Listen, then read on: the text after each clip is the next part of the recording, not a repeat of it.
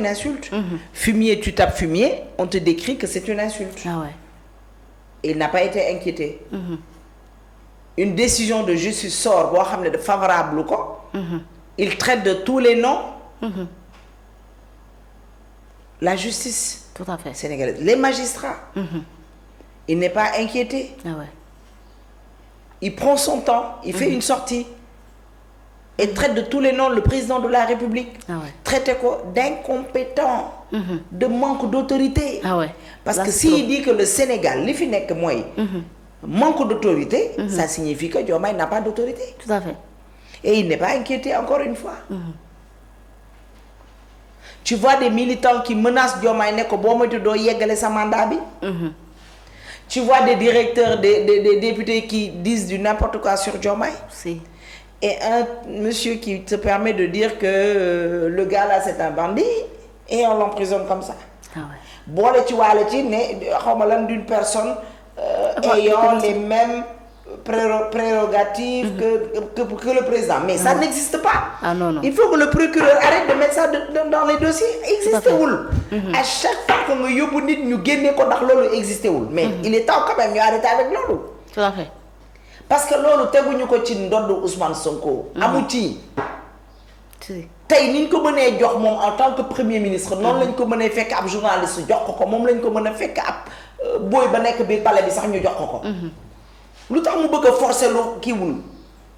lu tax mu bëgg a forcer lu wala mu bëgg a def lu existé wul c'est quand même il faut on arrête de jouer avec cette justice là. Ah ouais. kon Doudou. ak ku mel ni moom. sa place n'est pas en prison. Tout à fait. defuñu fi lu fi kenn deful. saagaagul président maltraité wul président dafa waxagu fi président. waaw ba tey Doudou benn président étranger la wax.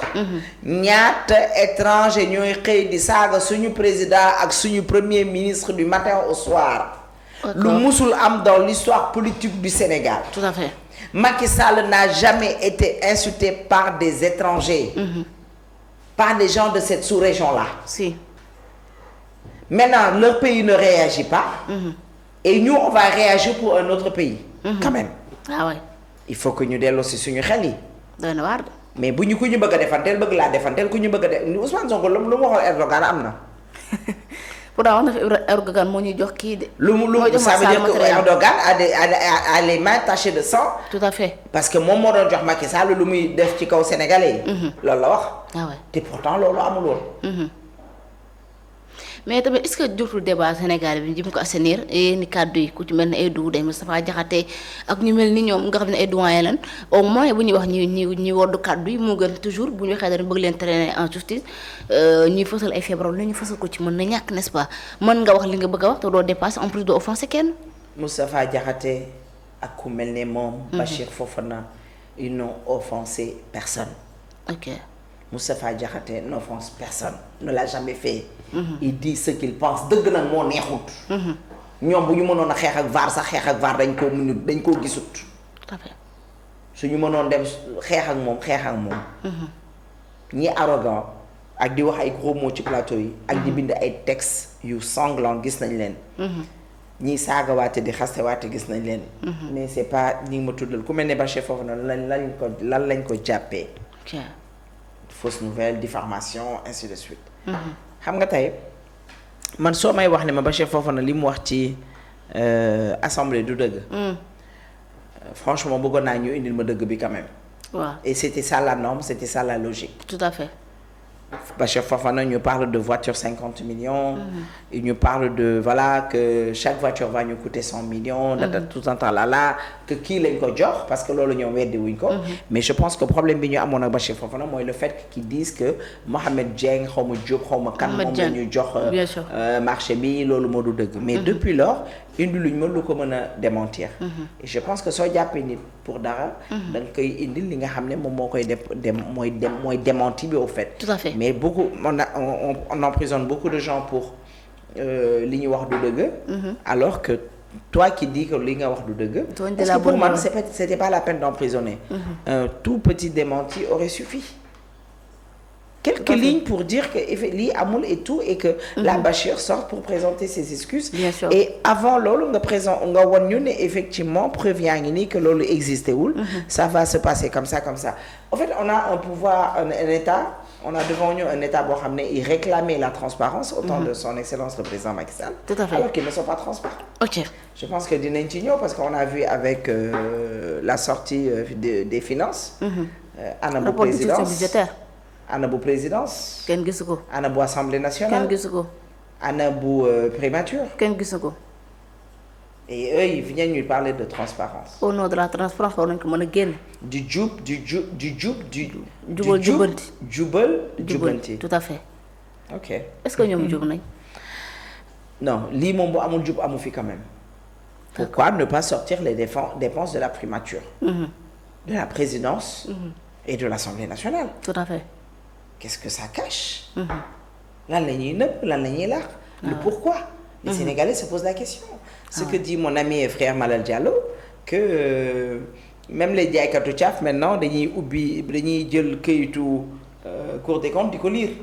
Tellement que jàngal nañ leen lan mooy finance ak Cour des comptes. exactement. Voilà. Tout à fait. Je pense que maintenant tout le monde sait que il y a beaucoup de manquements par rapport li ñu génnee. Exactement. Et le ministre des Finances, c'est comme il n'osait même pas se mettre devant les Sénégalais, se tenir devant les Sénégalais et leur dire leur lire li mu génnee mu jàngal leen ko wax leen ne lii lay tekki lii la fii la jaar fii la génn. exactement. Voilà.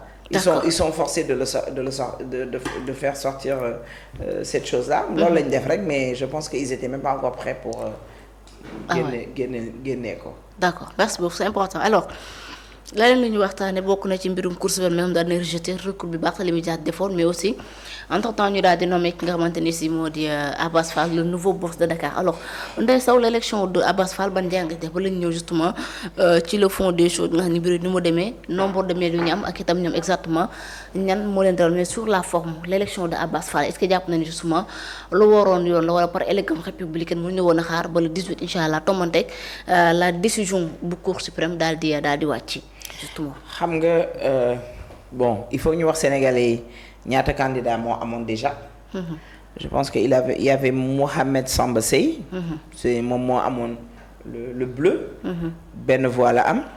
Il y avait Daouda mais on le félicite parce que il a osé quand même aller être un candidat. Bien sûr. Voilà Daouda Gueye moo moomoon yu Rosi. Il a eu 8 voix on le félicite aussi. parce que il a osé quand même. Il y avait Ngoné Meng, Madame Ngoné Meng, elle avait le vert, elle a 30 voix. Ngoné Meng, je pense que moi, Khalifa, tout à fait. Moi, Tahaou. Il y a Abass Fall, moi, Yoron Johnny, il a 49 voix. Tout à fait. Alors que je pense que le passif, ils ont que 13 conseillers. Ils avaient que 13 conseillers. Si.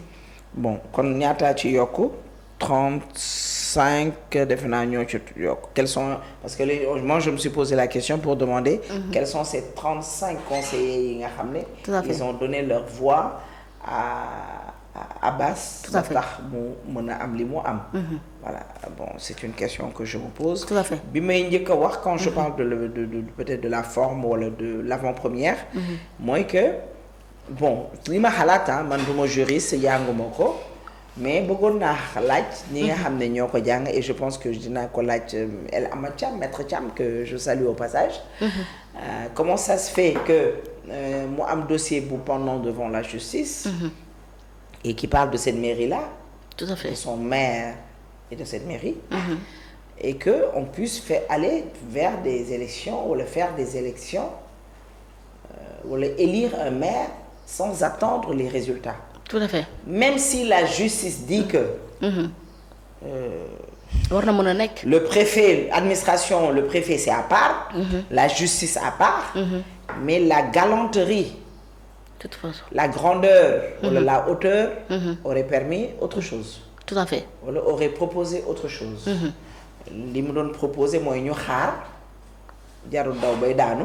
wóolu nga sa bopp gëm nga sa bopp. yow préfet bi. yow xam nga li nga def. il faut attendre la dame justice mu indi kii décision. tout à fait. Jugement bi.